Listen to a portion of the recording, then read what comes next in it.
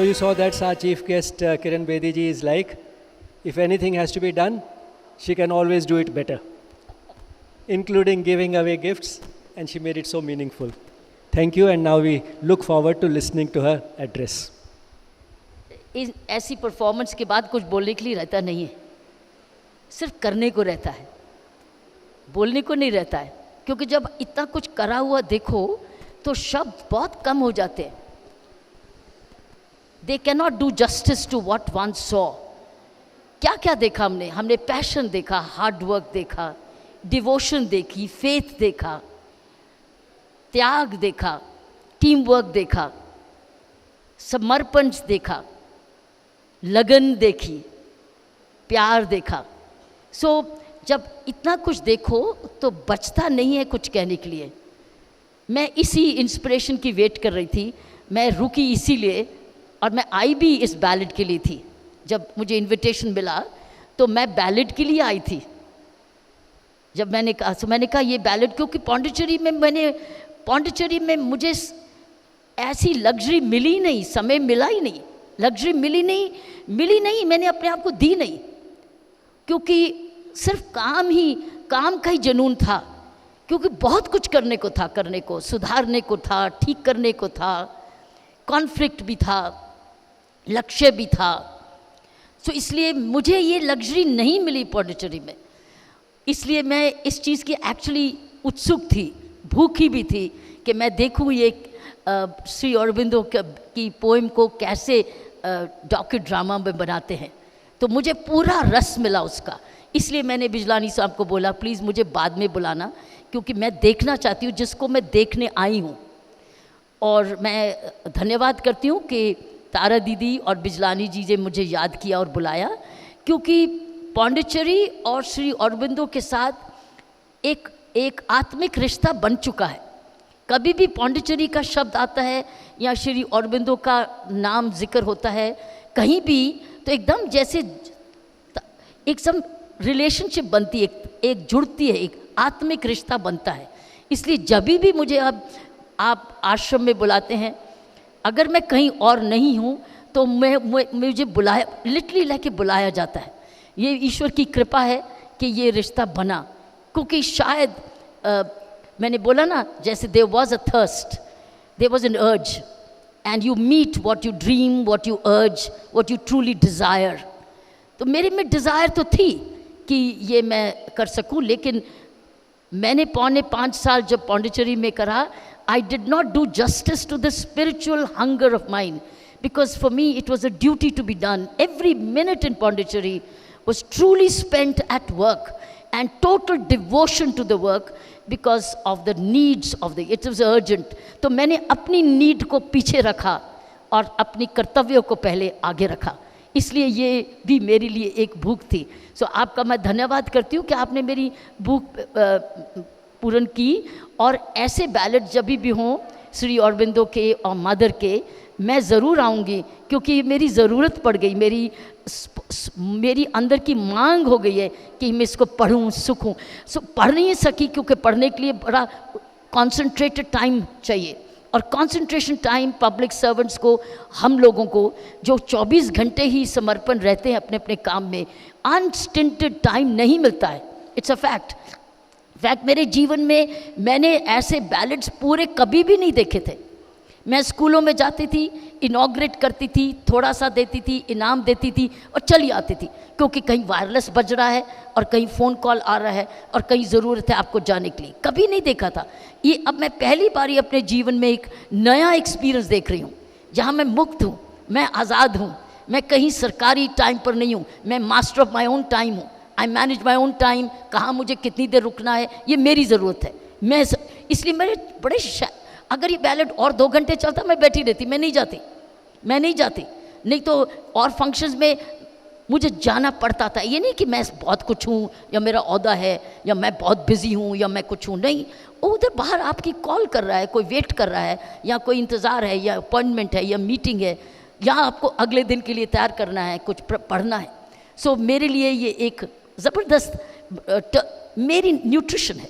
I think that's what I was saying. I want to speak later because I needed nutrition to my soul, and I'm so glad that you gave me the soulful nutrition. It was truly soulful nutrition. और मैंने इसको record इसलिए करवाया है ताकि मैं इसको 2 minute में अपने सोशल मीडिया हैंडल से इसको शेयर कर सकूं दुनिया के साथ, जो मैंने एक्सपीरियंस किया आज में। क्योंकि मैं जो भी अच्छा एक्सपीरियंस करती हूँ, जो मुझे अच्छा लगता है, जो मुझे खुश करता है, मुझे उत्साहित करता है, मुझे तंदुरुस्त बनाता है, मुझे स्पिरिचुअलिटी की तरफ और ले जाता है, मैं उन चीज़ों को अपने सोशल मीडिया टूल्स में बांटती हूँ। तो मैं ऑलरेडी 2 मिनट इसको रिकॉर्ड कर चुकी हूँ, मेरा अपना फ़ोन भी है जो कि वो रिकॉर्ड कर रहा है, और मैं उसको शेयर करूँगी ताकि वापस में श्री अरबिंदो जी का कि ये पोएम, ये बैलेड और ये इस तरीके की समर्पण, इतनी लगन से, इतने एक्सप्रेशन से, इतने इमोशन से जो परफॉर्म हुआ है। सो धन्यवाद करते हुए एक लास्ट चीज़ ये कहना चाहूँगी जाने से पहले कि हम we are on 25 years of independence. तो मैं जब भी उन स्कूलों में बच्चों में या अपने बच्चों से बात करती हूँ तो मैं उनको ये कह रही हूँ कि हर घर तिरंगा के रंग को देखो, और इन तीनों रंगों को और वो धम्मा चक्कर को अपने पास टेबल पे रखो। जहाँ काम करते हैं, जहाँ पढ़ते हैं, अगर स्टूडेंट है तो पढ़ते हैं, अपना टेबल है, या वर्क, अगर आप पब्लिक सर्वेंट है तो आपका पब्लिक सर्वेंट ऑफिस है, आपका टेबल है, जहाँ या आपकी प्रार्थना की जगह है, इस तिरंगे को वहाँ रखो जहाँ आपको तीनों रंग नजर आते रहे। इस देश को इस वक्त तीनों रंगों को, तिरंगा को अपनाना है, तीनों रंगों को अपनाना है, क्योंकि saffron has its meaning, white has its meaning and green has its meaning. The moment we adopt what saffron stands for, saffron stands not for blind faith. Saffron actually goes back to thousands of years of civilization. Saffron stands for deep spirituality. It stands for surrender. It stands for sacrifice. It stands for simplicity. It stands for all that integrity. Because you cannot be in saffron clothes dishonest. So I continue to say, जब आप तिरंगा अपना flag को अपनी उस जगह रखो जो आपने 15 तारीख के बाद फैलान, अगर आपने उसको डिस्प्ले नहीं करना अपनी बालकनीज में हर घर तिरंगा, तो घर में कर लो। सो घर नहीं तो घर में कर लो। Make it your home, heart, a home of your 3 colors. So saffron stands for all that. So जब हम saffron को देखें, हम उस राह पे चले, क्या मैंने सिंप्लिसिटी की, क्या मैंने त्याग किया, क्या मैंने दूसरे के काम आए, क्या मैं सेवा भाव में रही या रहा। Similarly, white stands for peace, harmony, spotless character, spotless. White पे कोई दाग लग जाए तो दाग दूर से चमकता है कि दाग क्यों लगा। So let us wear white clothes which have no spots inside. Don't hide spots inside. If you wear white, remain spotless. Spotless hona, white stands for another form of total cleanliness and purity. It also stands for cleanliness, hands clean, mind clean, soulful cleanliness. Similarly, green doesn't only stand for greenery in agriculture. It stands for prosperity. Large-scale, widespread prosperity. When I got the job, when I got the responsibility of Puducherry, I created a mission statement for Puducherry. From day one, in fact, before I took the oath of office, I gave a mission statement to Puducherry. And do you know the mission statement was? Prosperous Puducherry. Prosperous Puducherry.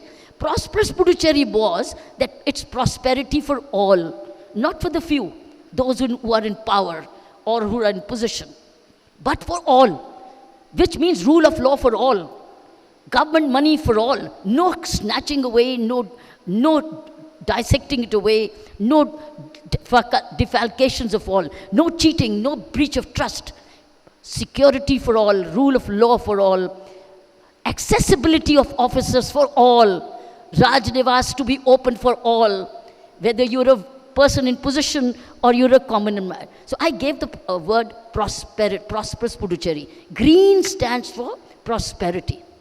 It comes from green revolutions, etc. So मेरी request ये है कि जब आप तिरंगा, हर घर तिरंगा की क्योंकि बात कर रहे हैं, अपने अपने टेबल पे अपने अपने मंदिर में या अपने ऑफिस में या कहीं भी ये तीनों रंग नज़र आते रहें, तो मैं ये समझूंगी ये तिरंगा घर घर में ही नहीं रहेगा, अपने घर चला जाएगा, where it belongs. It touches our emotional connect. And emotional connect, I think, is very, very important in a country. What I'm saying, what has gone weak in our country is the emotional connect. The emotional connect is what bonds us together. I am today not by intellectual connect. I'm linked with Sri Aurobindo Ashram and Sri Aurobindo not by intellectual connect. I have not intellectualized Sri Aurobindo. I have devoted, I admire, I respect, I value, I cherish, I dream, I feel. It's a feeling. So the moment Indians start feeling the three colors,